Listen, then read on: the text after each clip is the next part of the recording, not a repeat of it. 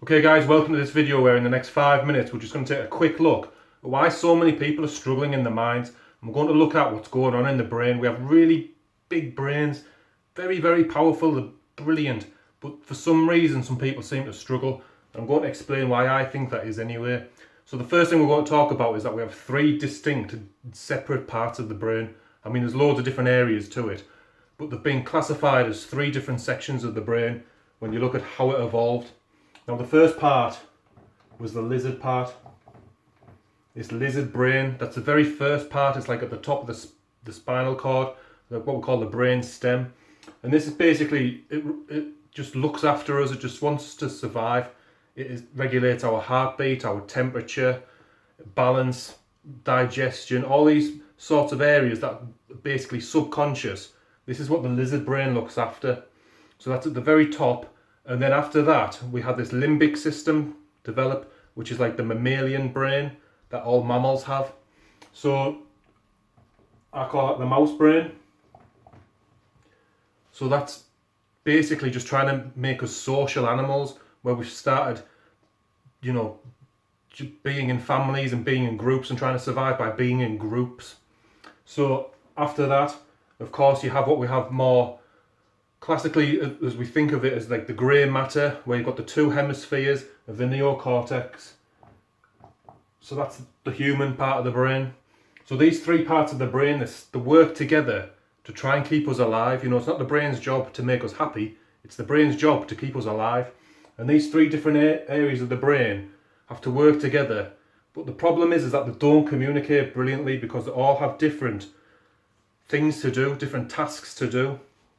So the lizard brain is literally just trying to keep us alive by looking for threats.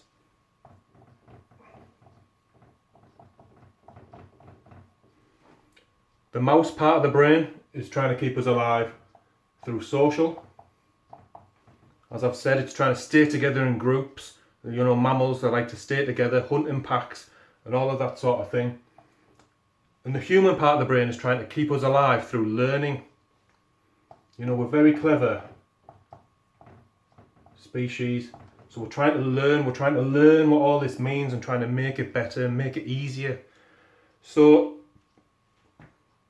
when the lizard brain encounters a threat, it takes us into this fight or flight, this stress reaction, and it's going to send out chemicals and neurochemicals to try and communicate with us. That's how it communicates with the other parts of the body, through chemicals, through neurochemicals. And of course, if you're stuck in stress for too long, you end up with too much cortisol in your body, and it's really unhealthy.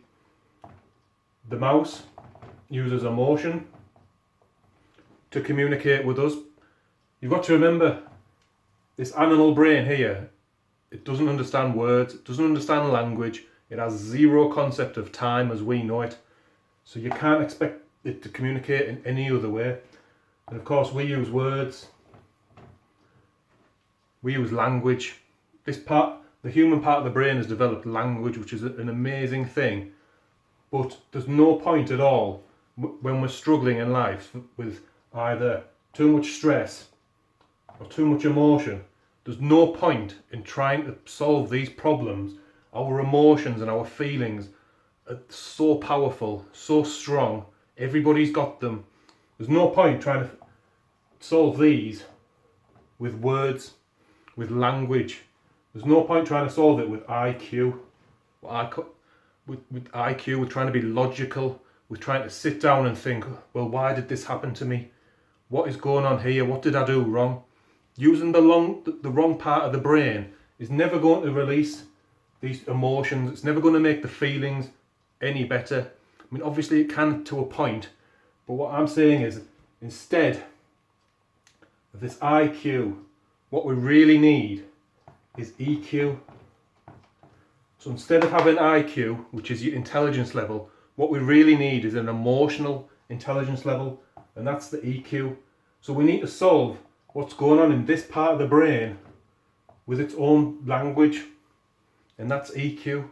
That's learning emotional intelligence.